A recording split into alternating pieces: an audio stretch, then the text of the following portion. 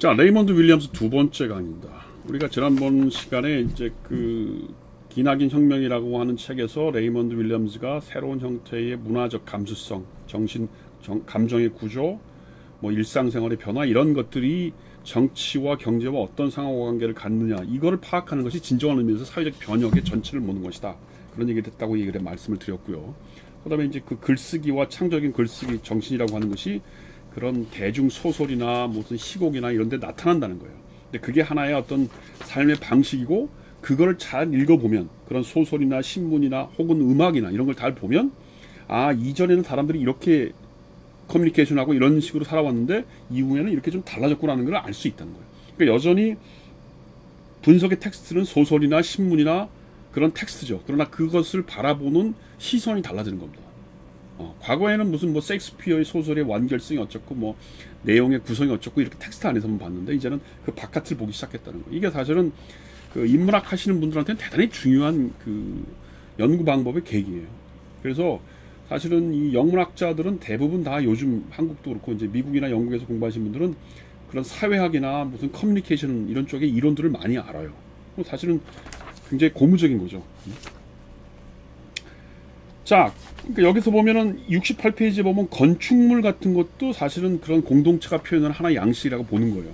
그 벌써 이제 텍스트가 달라지는 것도 건축물이 인문학하는 사람들의 텍스트는 아니었거든. 근데 레이먼드 윌리엄스 같은 사람들은 이제 그 시대 건축물 같은 걸 보면 아 과거에는 이렇게 건축물을 지었는데 지금은 달라졌구나. 그걸 보면서 아 삶의 양식이 어떻게 바뀌었고 그게 예전과 오늘은 어떻게 다른가를 볼 수 있다는 거예요.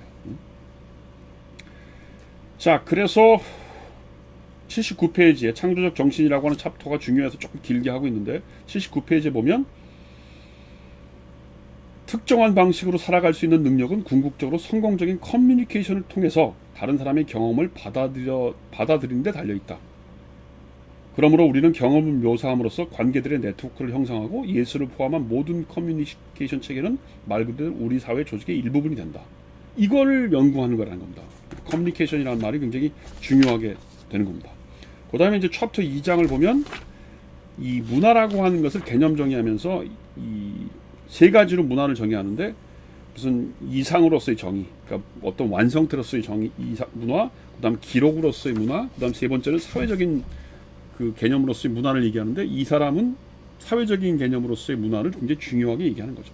그래서 그 사회적인 개념으로서의 문화라는 게 뭐냐면 삶의 여러 가지 방식 요소를 포함한다는 거예요. 예를 들면 삶의 방식의 요소라는 게 생산의 조직, 가족의 구조, 사회관계 이런 제도들과 또 사회 구성원의 의사소통 관계 이런 걸 파악하는 것이 문화 이론이고 그것이 내가 생각하는 문화 연구라는 것입니다.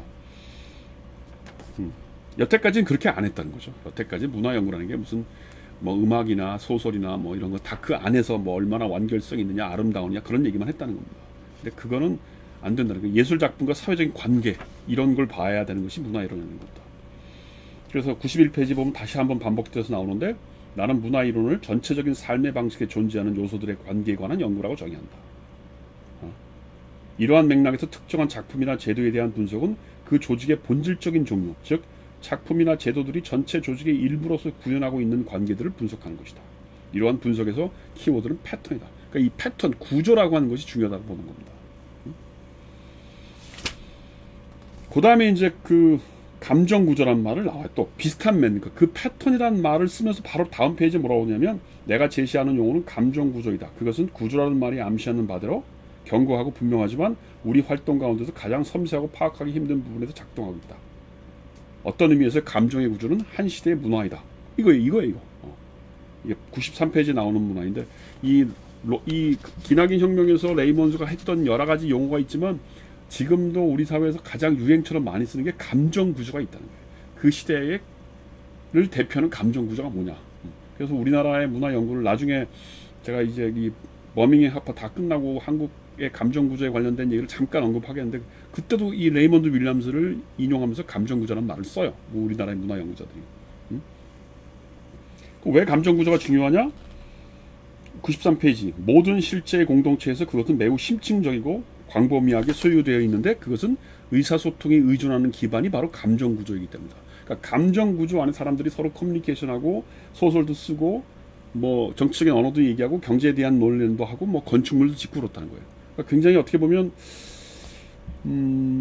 나중에 브루드에 강의하면 알겠지만 그게 이제 시대적인 아비투스와 비슷한 느낌을 주는 거죠.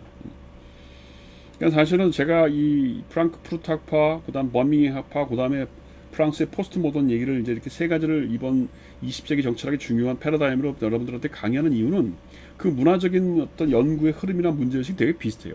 서로 많이 영향을 주고 서로 보완하고 그런 게 있습니다. 뭐 그 정도. 여기 보면 95페이지 중요한 말이 나오는데 선택적인 전통의 문화가 있다.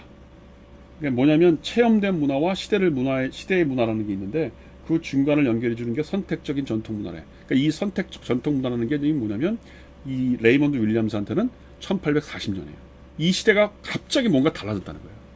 소설도 달라지고 신문의 양식도 달라지고 뭐가 달라졌다는 거예요. 그러니까 그 시대를 잘 보면 그 이전과 그 이후가 달라진다고 하는 걸 본 겁니다. 뭐 내가 보기엔 조금 난삽해요. 적어도 사회과학을 했던 내 눈에는 뭐 이렇게 말을 길게 쓰나 그리고 뭐 뭔 소리를 이렇게 어리둥절하게 하는데 인문학 하시는 분들이 갖고 있는 특성이 글이 길어. 그리고 약간 수필 같은 느낌도 나고. 그런데 사회과학 하는 사람, 정치 철학하는 사람도 한 번쯤 읽어봐야겠다고 생각하는 게 역사를 보는 눈이 굉장히 독특해요. 보통 우리가 이제 정치학을 공부하는 사람들은 무슨 왕조, 왕이 변했거나 아니면 전쟁이 일어났거나 무슨 폭동이 일어난 시기만을 우리가 역사의 어떤 분절점으로 보는 거 아닙니까? 근데 이 레이먼드 윌리엄스가 얘기하는 문화사, 이른바 문화사 연구라고 하는 게 어떤 대중적인 소설이 급격하게 많이 나오긴 시기에 있다는 거예요. 이 책에 나옵니다. 그러니까 그 전까지는 이런 소설이 안 나오는데 한두 권이 아니고 여러 권의 그 소설이 나왔다는 거예요. 그럼 그 시대를 과거와 현재를 구분해주는 이른바 선택적인 문화라는 거죠. 그게 선택적인 문화라는 게 그런 겁니다. 그리고 그것이 이 사람 눈에 보이기에는 어떤 계급적인 논리, 권력적인 논리와 연결되어 있다는 거예요. 그러니까 이 사람의 기본적인 입장은 계급의 논리를 갖고는 있어요. 근데 계급의 얘기를 깊게 안 하죠. 그래서 이 E.P. 톰슨이 썼던 영국 노동계급 형성이라는 이 책이 사실은 레이먼드 윌리엄스가 썼던 이 기나긴 혁명에 대한 일종의 약간의 비판서예요. 그러니까 이 E.P. 톰슨이 썼던 이 사람은 역사학자인데 이 책은 훨씬 더 그 막스의 계급 개념을 염두에 두고 경제적인 논리, 어떤 착취, 이런 혁명 이런 걸 논리에 두면서 그럼에도 불구하고 문화적인 관점에서 노동자 계급이 어떻게 형성되는가를 보는 거예요. 근데 이 레이먼드 윌리엄스는 그런 막시즘의 냄새는 많이 없죠. 그냥 뭐 문화적인 적이 강해요. 그래서 이런 거를 좀 비교하면서 보면 상당히 의미 있는 책입니다. 그래서 이 레이먼드 윌리엄스의 롱 레볼루션과 이 E.P. 톰슨을 같이 비교하는 건 대단히 중요한 작업이에요. 근데 어려워 이건. 그래서 강의 안 할 겁니다. 나도 다 못 읽어봤어요. 근데 대단한 책이에요. 자, 그리고 이제 101페이지에 보면 바로 그 1840년대를 연구하려고 한다. 얘기를 나와요. 이게 이제 소위 레이먼드 윌리엄스가 보기에 이때가 선택적 시기 구분이라는 거예요. 그래서 여기에 보면 신문 분야가 굉장히 특이하다는 겁니다. 더 타임스라고 하는 신문이 만들어졌고, 뭐 디스패치라는 일요신문, 크로니컬, 로이드 위클리, 뉴스 오브 더 월드, 뭐 신문이 갑자기 이 시대에 많이 생겼다는 거예요. 이게 우연이 아니라는 거예요. 그리고 이 신문의 양식도 보고, 그 다음에 문학에서도 보면 무슨 디킨스, 세커리, 에밀리 브론테 뭐 이런 소설들이 갑자기 많이 나타나기 시작했다는 겁니다. 그리고 그 소설의 양식이나 내용도 달라졌다는 거예요. 그러면 이때부터 이제 사람들의 감정 구조나 일상생활의 어떤 커뮤니케이션이 달라졌다고 보는 겁니다.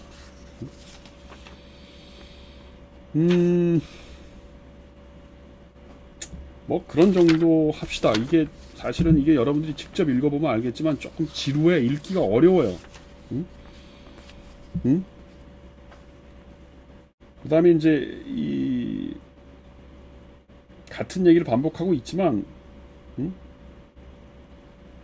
문화분석이라고 하는 그 챕터의 125페이지 결론인데, 산업과 제도는 중요한 예술이나 사상만큼이나 강렬하고 가치 있는 인간적 감정의 직접적 표현이다. 그러니까 이 사람은 계속해서 신문, 소설 뭐 이런 걸 얘기하지만 그게 산업이나 어떤 제도하고 연결되어 있다고 하는 것을 강조하고 있어요. 그리고 이제 개인과 사회에도 그런 얘기, 정체성이라는 게 그런 식으로 만들어지고 있고, 그 다음에 이제 사회 이미지라고 하는 챕터에 보면 이 사람이 뭐라고 얘기하냐면, 대안적인 사회를 얘기할 때 여태까지 우리는 무슨 자본주의가 문제가 있으니까 사회주의를 가자 이렇게만 얘기했다는 거예요. 근데 이 양반은 얘기처럼 논리적인 순서죠.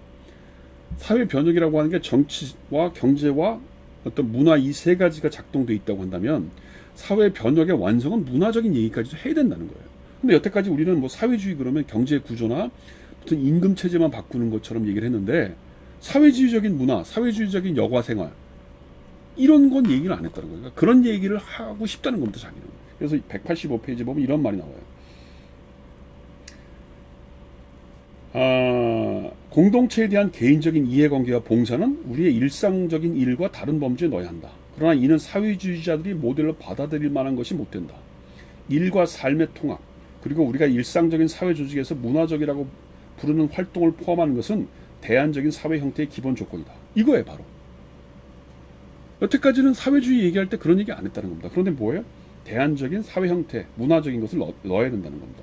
그래서 사적인 것뿐만 아니라 일, 여가 이런 것까지도 같이 얘기할 수 있는 걸 얘기하라는 겁니다. 그래서 187페이지에 결론이 나오죠. 결정의 체계와 유지의 체계. 결정의 체계는 정치를 얘기하고 유지의 체계는 경제를 얘기하는데 이것은 합리적이지만 두 관계들이 여전히 배제되어 있었다. 그것은 학습과 커뮤니케이션의 체제 혹은 삶의 생성과 육성이라고 하는 관계들을 집어넣지 않았기 때문에 서로 분리되어 있었다는 거예요. 그걸 같이 놓고 생각하자는 겁니다. 그래서 이제 이런 얘기를 하고 2부에서는 뭐 교육, 뭐 영어, 대중소설, 시곡 얘기하다가 3부에서는 지금 1960년대의 영국이라는 게 어떤 상황에 있는지를 그런 이런 그 문화사의 관점에서 쭉 설명하면서 분석을 하고 있어요. 여기까지 하겠습니다.